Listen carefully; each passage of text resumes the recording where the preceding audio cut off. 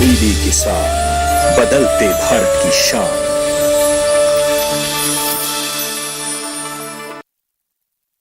मंडी खबर के सह प्रायोजक हैं LIC, हर पल आपके साथ।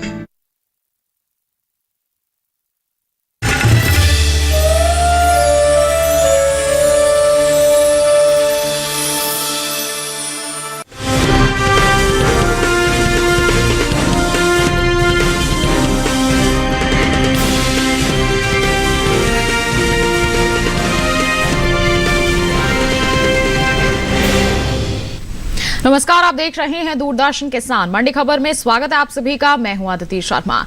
अगले आधे घंटे के दौरान आपको बताएंगे किस कृषि जिन्स के भाव में आई तेजी और किस में आई मंदी। साथ ही जानेंगे आगे किस ओर जा सकता है जिन्सों का बाजार। आज हम खास तौर से बात करेंगे गुड़, धनिया, ज्वार, संतरा, अलसी और फूल गोभी की। इसके अलावा भी कई और जिन्सों के बाजार भाव आप मंडी खबर में जान सकेंगे, लेकिन सबसे पहले नजर सुर्खियों पर। मोटे अनाज के निर्यात में हुआ इजाफा। इस साल 1,49,000 मीट्रिक टन के पार पहुंचा निर्यात।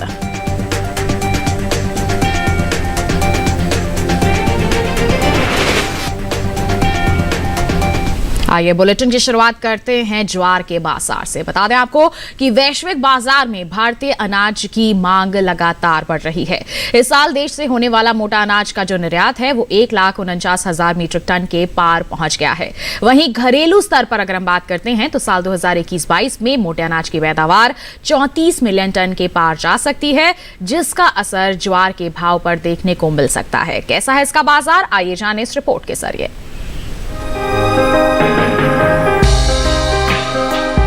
मोटे अनाज में शामिल ज्वार एक पौष्टिक अनाज है और इसके अंतर्गत ज्वार, बाजरा, रागी, छोटा ज्वार, कंगनी, प्रोसो मिलेट, बॉर्नयार्ड मिलेट, कोदो तथा अन्य ज्वार आते हैं, जिनका पौष्टिक महत्व अधिक है।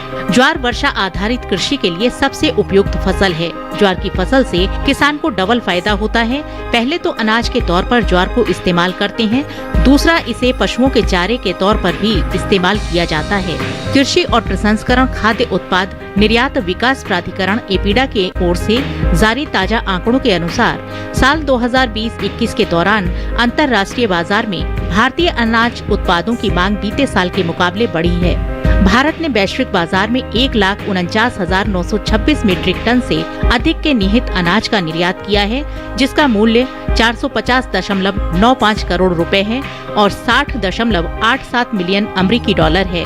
भारत ने साल 2020-21 के दौरान मोटे अनाज का उत्पाद का निर्यात मुख्य रूप से सऊदी अरब, संयुक्त अरब अमीरात, संयुक्त राज्य अमेरिका, जर्मनी और नेपाल को किया है। आपको बता दें कि एपीडा ने साल 2021 से 26 में 5 वर्ष की अवधि के लिए ज्वार तथा ज्वार प्रोडक्ट के एक्सपोर्ट को बढ़ाने के लिए नई योजना की तैयारी की है। मोटे अनाज की पैदावार पर नजर डालें तो कृषि मंत्रालय की ओर से खरीफ फसलों के लिए जारी पहले अग्रिम अनुमान के अनुसार साल 2021-22 के दौरान देश में खरीफ मोटे अनाज की उपज 34 मिलियन टन होने का अनुमान लगाया है, जिसका असर ज्वार के भाव पर पड़ सकता है। ज्वार के हाजिर भाव की बात करें तो एगमार्क नेट के अनुसार गुजरात की जबसर मंडी में 16 दिसंबर को ज्वार का भाव था 2,000 रूपए। 17 दिसंबर को इसके भाव में 100 रूपए की गिरावट आई और भाव 1,900 रूपए पर आ गया। वहीं राज्य की ही राजकोट मंडी में इस दौरान सफेद ज्वार के सौदों में बढ़त के साथ कारोबार हुआ। यहाँ 16 दिसंबर को सफेद ज्वार का भाव रहा 2,050 रूपए। 17 दिसंबर को इसके सौदे 50 रूपए मजबूत होकर 2,100 रूपए पर हुए। राजस्थान के ब्यावर मंडी में 16 दिसंबर को ज्वार का भाव था 1,850 रूपए। 17 दिसंबर को इसके भाव में 150 रूपए की गिरावट आई और भाव 1,700 रूपए पर हो गया। हालांकि जोधपुर जिले की भगत की कोठी मंडी में बीते 2 दिनों के दौरान ज्वार के भाव स्थिर रहे। यहाँ 16 और 17 दिसंबर को ज्वार 2,050 रूपए पर बिकी। वहीं देश भर में हो रही ज्वार की बुवाई का रकबा बीते साल के मुकाबले 1,80,000 हेक्टेयर पीछे चल रहा है। कृषि मंत्रालय की ओर से साल 2021-22 के लिए 10 दिसंबर को जारी ताजा आंकड़ों के अनुसार चालू रबी सीजन में ज्वार की बुवाई 20,49,000 हेक्टेयर में हो चुकी है, जो बीते साल की समान अवधि के दौरान 22,30,000 हेक्टेयर रही थी। तो जाना आपने ज्वार के बाजार की हम बात करते हैं तो किस तरह से कारोबार हो रहा है। निर्यात हालांकि मोटे अनाज का काफी अच्छा बना हुआ है, आगे इसका असर किस तरह से रह सकता है ज्वार के बाजार पर, जानकारी के लिए रुक कर लेते हैं कमोडिटी एक्सपर्ट वेद प्रकाश जी का, जो हमारे साथ फोन लाइन पर जुड़ गए हैं। वेद प्रकाश जी, सबसे पहले तो स्वागत है आपका। जानना चाहेंगे कि ज्वार के बाजार को लेकर आपकी क्या प्रतिक्रिया है। अदिति जी, जैसा कि हमने कुछ समय में देखा है कि पिछले साल के मुकाबले इस साल जो रकबा है वो भी कम है, और साथ ही साथ अगर देखा जाए तो आवक पे आने वाले समय में कुछ असर देखने को मिल सकता है जी।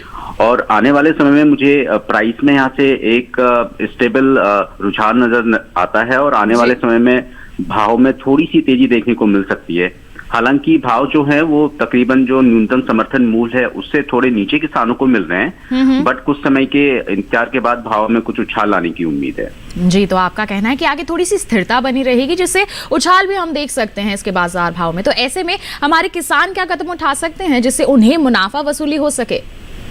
अदिति जी, मैं बताना चाहूंगा कि कुछ समय के तकरीबन 1 या 1.5 महीने के समय अंतराल के बाद अगर वो किसान मंडी में अपनी फसल को बेचते हैं तो भाव में यहाँ से तकरीबन 150 से 200 रुपए प्रति कुंटल का उछाल देखने को मिल सकता है जी। और तकरीबन 2200 से 2250 प्रति कुंटल के भाव देखने को मिल सकते हैं, तो थोड़ा इंतजार करके चलिए। जी, तुम्हारे किसानों के लिए यही सलाह हमारे कमोडिटी एक्सपर्ट की, थोड़ा सा इंतजार कर लीजिए, आगे आपको अच्छे दाम मिल सकते हैं। तो ऐसे में आप इंतजार करें, साथ ही साथ मंडियों में भी निगरानी बनाए रखें। अच्छा दाम नजर आता है, निश्चित तौर पर बिकवाली कीजिए, मुनाफा वसूली कीजिए। वेद प्रकाश जी, आप बने रहिए हमारे साथ, आगे भी अलग अलग जिनसों के बाजार के बारे में हम आपसे जानकारी लेते रहेंगे।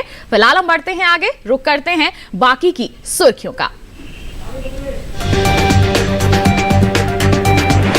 मंडियों में घटत बढ़त के साथ हुए गुड़ के सौदे, शुक्रवार को उत्तर प्रदेश की मंडियों में सामान्य रही आवक। इस साल धनिये के निर्यात में हुआ जोरदार इजाफा, 57,000 टन के पार पहुंचा निर्यात।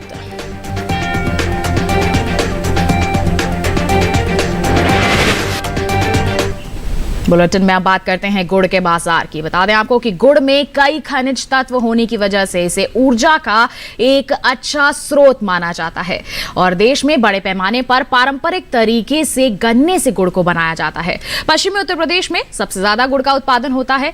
वहीं इन दिनों उत्तर प्रदेश की ज्यादातर मंडियों में गुड़ की आवक सामान्य बनी हुई है। इसका कारोबार किस तरह से हो रहा है बाजार में, आइए दिखाते हैं आपको इस रिपोर्ट के जरिए।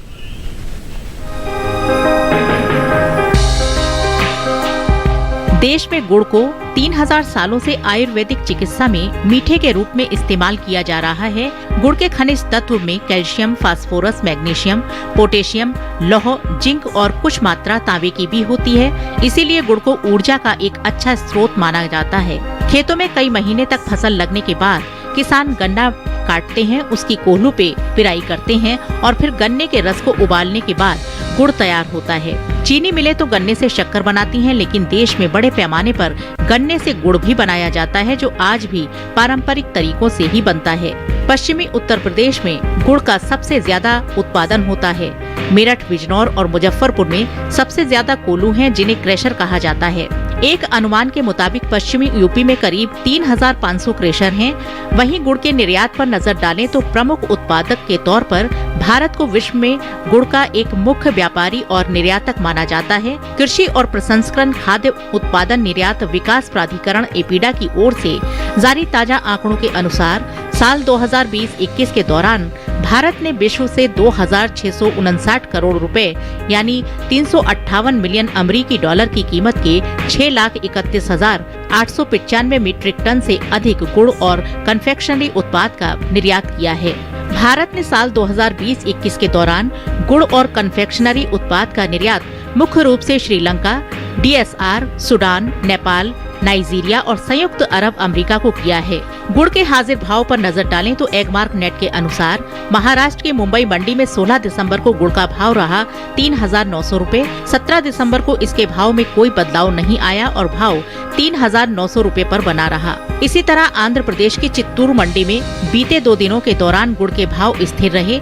यहाँ 16 और 17 दिसंबर को गुड़ 4,000 रुपए पर बिका। उत्तर प्रदेश की लखीमपुर मंडी में गुड़ के सौदे नरमी के साथ हुए। यहाँ 16 दिसंबर को गुड़ का भाव था 3,115 रुपए। 17 दिसंबर को इसके सौदों में 5 रुपए की गिरावट आई और भाव 3,110 रुपए पर हो गया। इसी तरह राज्य की अलीगढ़ मंडी में गुरुवार को लाल गुड़ का भाव था 3,160 रुपए। शुक्रवार को इसके सौदे 10 रुपए टूटकर 3,150 रुपए पर हुए। गुड़ के भाव में नरमी का सिलसिला उत्तर प्रदेश की गोरखपुर मंडी में भी देखने को मिला। यहाँ 16 दिसंबर को गुड़ का भाव रहा 3,825 रुपए। 17 दिसंबर को इसके भाव में 25 रुपए लुढ़क कर 3,800 रुपए पर हुए। उत्तर प्रदेश की दूसरी मंडियों में गुड़ के भाव की बात करें तो गाजियाबाद मंडी में पीले गुड़ का भाव रहा 3,500 रुपए। हरदोई मंडी में भाव रहा 3,330 रुपए। फर्रुखाबाद मंडी में लाल गुड़ 3,550 रुपए पर बिका, जबकि राज्य की ही जौनपुर मंडी में इस दौरान लाल गुड़ के सौदे 3,860 रुपए पर हुए। तो अभी आपने नजर डाली गुड़ के बाजार पर। आइए इस पर प्रतिक्रिया ले लेते हैं हमारे कमोडिटी एक्सपर्ट की।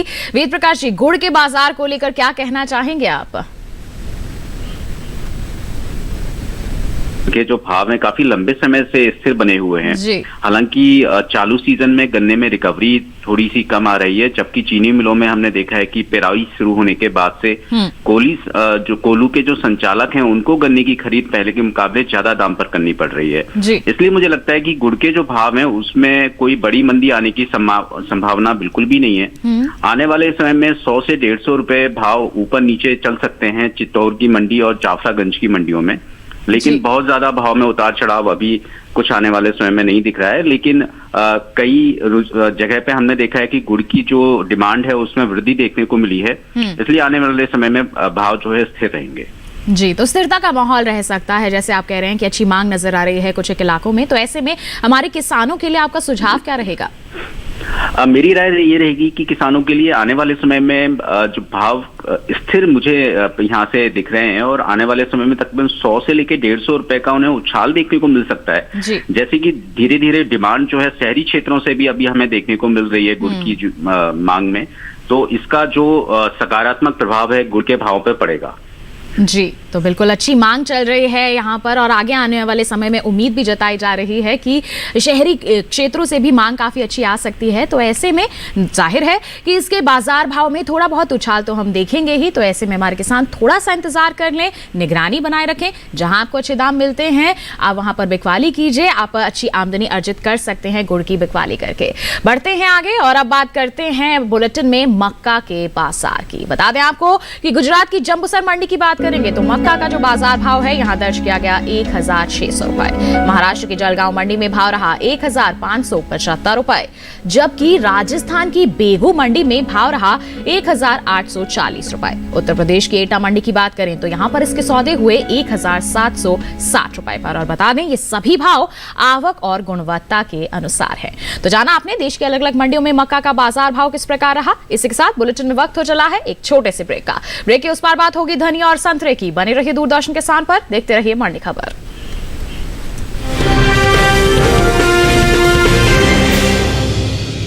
हर जोखिम से निकल कर फसल आए, सुरक्षित हो जाए। फसल बीमा से हर किसान अब आत्मनिर्भर हो जाए। अब सूखा पड़े या बाढ़ आ जाए कोई डर नहीं, अब ओले पड़े या कीट पतंगे फसल खा जाए कोई फिक्र नहीं। अब कैसी भी आपदा हमारी फसल पे आ जाए, क्षति होने पर हमारे दावों का उचित भुगतान मिलता है, क्योंकि हमने लिया है प्रधानमंत्री फसल बीमा। बुआई से फसल कटाई तक हर जोखिम का दावा, न्यूनतम प्रीमियम पर अधिकतम भुगतान का वादा। योजना से हर साल जुड़ रहे हैं 5 करोड़ से ज्यादा किसान। अब आपकी है बारी। नजदीकी कृषि कार्यालय, सहकारी समिति, बैंक शाखा, अधिकृत बीमा कंपनी या जन सेवा केंद्र में स्वेच्छा से करा सकते हैं पंजीकरण। फसल बीमा पोर्टल या फसल बीमा ऐप द्वारा भी किया जा सकता है पंजीकरण। प्रधानमंत्री फसल बीमा योजना, आपकी फसलों का संपूर्ण सुरक्षा कवच। कृषि एवं किसान कल्याण मंत्रालय, भारत सरकार। ब्रेक के बाद आपका दूरदर्शन किसान पर फिर से स्वागत है। बुलेटिन के इस हिस्से में हम जानेंगे संतरे के बारे में, लेकिन आइए पहले बात करते हैं धनिये के बाजार की। बता दें कि अंतर्राष्ट्रीय बाजार में भारतीय धनिये की जो मांग है वो जोर पकड़ रही है। वैश्विक बाजार में भारतीय धनिये को खासा पसंद किया जाता है। साल 2020-21 में धनिये का जो निर्यात है बीते 5 सालों के मुकाबले सबसे ज्यादा हुआ है, जिसका असर कृषि उपज मंडियों में धनिये के भाव पर पड़ता दिख सकता है।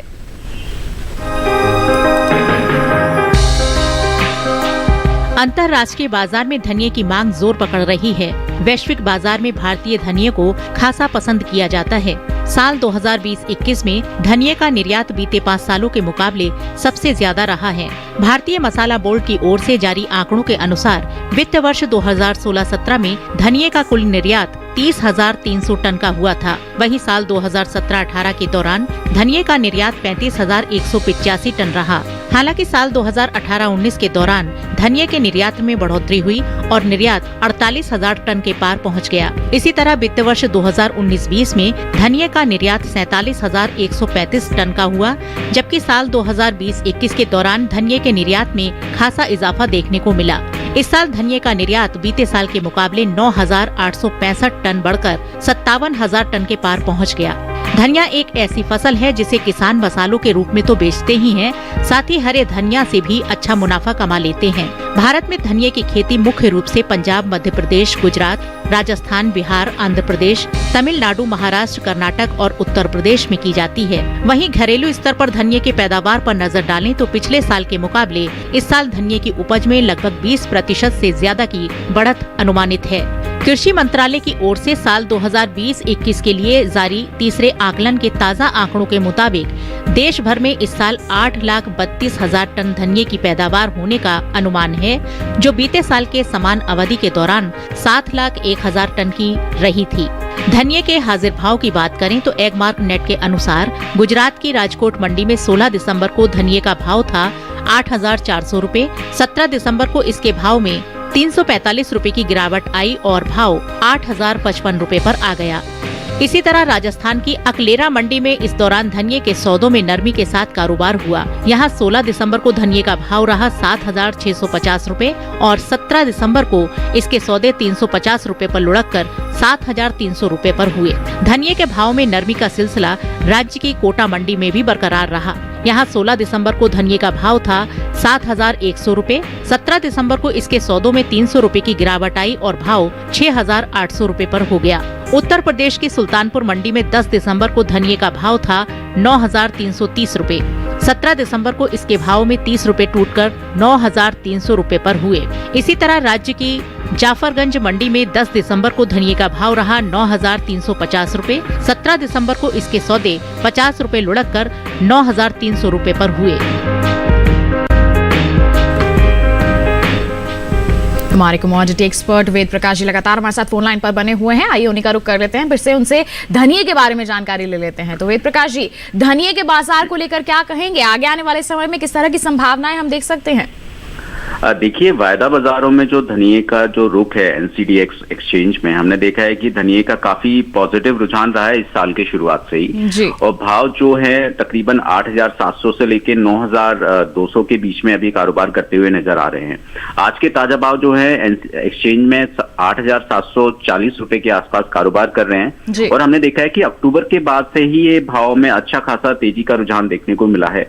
हालांकि एक्सपोर्ट डिमांड लगातार बनी हुई है हाजिर बाजारों में देखा है हमने, और पिछले साल के मुकाबले जो स्टॉक है उसकी वजह से भी भाव में तेजी देखने को मिल रही है। आने वाले समय में भाव में यहाँ से मुझे तेजी की उम्मीद ज्यादा नजर आती है और भाव तकरीबन 9,200 से लेकर 9,500 रुपए तक वायदा बाजारों में जा सकते हैं। जी, तो आपका कहना है कि तेजी का माहौल देखने को मिल सकता है, तो इसका फायदा हमारे किसान कैसे उठाएं?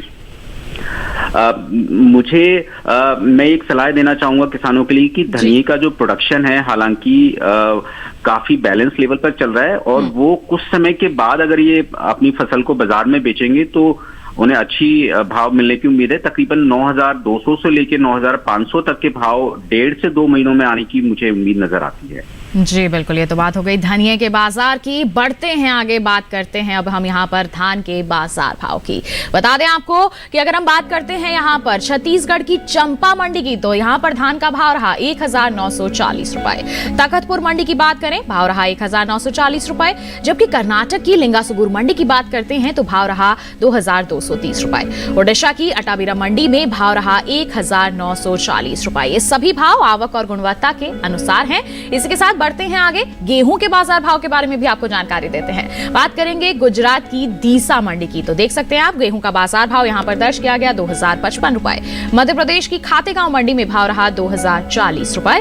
राजस्थान की कोटा मंडी में भाव रहा 1950 रुपए और वहीं उत्तर प्रदेश की आगरा मंडी में भाव रहा 1985 रुपए। ये सभी भाव आवक और गुणवत्ता के अनुसार है। गेहूं के बाद आइए रुक करते हैं संतरे के बाजार का। बता दें आपको कि इस साल देश से होने वाले फलों के निर्यात में बढ़त दर्ज की गई है। एपिडा की ओर से जारी ताजा आंकड़ों के अनुसार फलों का निर्यात 1,82,000 टन से ज्यादा बढ़ा है। जी हां, साल 2021 में अप्रैल से अक्टूबर महीने के दौरान देश से कुल फलों का निर्यात 5,15,342 टन का हुआ है, जबकि बीते साल की समान अवधि के दौरान देख सकते हैं आप निर्यात महज 3,32,600 टन का ही हुआ था। वहीं शुक्रवार को एकमार्क नेट के अनुसार कृषि उपज मंडियों में संतरे के जो बाजार भाव हैं वो कुछ इस प्रकार दर्ज किए गए। बात करेंगे हरियाणा की गुरुग्राम मंडी की। बता दें यहां पर संतरे का बाजार भाव रहा 3,000 रुपए। हिमाचल प्रदेश की कुल्लू मंडी में भाव रहा 4,800 रुपए। राजस्थान की उदयपुर मंडी की बात करें तो यहां पर बिकवाली हुई 1,500 रुपए पर, जबकि राज्य की ही गोरखपुर मंडी की हम बात करते हैं तो इस दौरान संतरे के सौदे हुए 3,975 रुपए पर। और साथ ही आपको ये भी जानकारी दे दें, ये सभी भाव आवक और गुणवत्ता के अनुसार है। भाव के बाद अगर हम बात करते हैं पैदावार की तो बता दें कि इस बार इसकी पैदावार में कमी का अनुमान है। कृषि मंत्रालय की ओर से साल 2020-21 के लिए 29 अक्टूबर को बागवानी फसलों के लिए जारी तीसरे आकलन के अनुसार संतरे की पैदावार 60,26,000 टन रह सकती है, जबकि साल 2019-20 के दौरान उपज का आंकड़ा 61,36,000 टन ही रहा था। यानी कि संतरे की पैदावार में बीते साल के मुकाबले 1,10,000 टन की कमी रह सकती है। तो पैदावार में कमी है तो ऐसे छद में किस तरह के असर रह सकते हैं बाजार भाव पर, जानकारी लेते हैं कमोडिटी एक्सपर्ट से। वेद प्रकाश जी, क्या कहेंगे आप संतरे के बाजार को लेकर? जी, संतरे के लिए बताना चाहूंगा कि जैसे कि अभी जो डिमांड है उसमें वृद्धि देखने को मिल रही है और ठंड के मौसम में संतरे को विटामिन सी का काफी अच्छा स्रोत भी माना जाता है। जी। कुछ समय से भाव जो हैं स्थिर बने हुए हैं और आने वाले समय में जैसा कि इस साल संतरे की जो पैदावार है उसमें हमें कमी देखने को मिलेगी। जैसे जैसे समय बीतता जाएगा मुझे लग रहा है कि संतरे के भाव में थोड़ा उछाल एक बाजार में देखने को मिल सकता है, तो थोड़ा कुछ समय के लिए इंतजार करके चलें, भाव में तेजी देखने को मिल सकती है। जी, तो भाव में तेजी देखने को मिल सकती है, किसान थोड़ा सा इंतजार यहाँ पर जरूर करके चलें। तो ये तो बात हो गई संतरे के बाजार की। इसी के साथ बुलेटिन में वक्त हो चला है एक और छोटे से ब्रेक का। आगे जानेंगे हम अलसी और फूलगोभी का हाल। बने रहिए दूरदर्शन किसान पर, देखते रहिए मंडी खबर।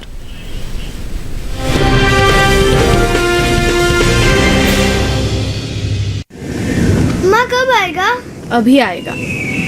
अरे बोलो ना माँ, कब आएगा? बोला ना, अभी आ जाएगा। ये ले, आ गया कुआं। अरे कुआं नहीं माँ, हमारे घर नल से जल कब आएगा? नल से जल? अरे गुड्डी, बहुत जल्दी आएगा पानी। जल जीवन मिशन आ चुका है। हम 1 कदम उठाएंगे तो सरकार 10 कदम उठाएगी। सच? तुम्हारे मुंह में घी शक्कर। घी शक्कर नहीं माँ, स्वच्छ जल। 2024 तक देश के सभी 19 करोड़ घरों में पहुंचेगा पीने का साफ पानी। अब होगा हर घर जल। जल जीवन मिशन, जल शक्ति मंत्रालय, भारत सरकार।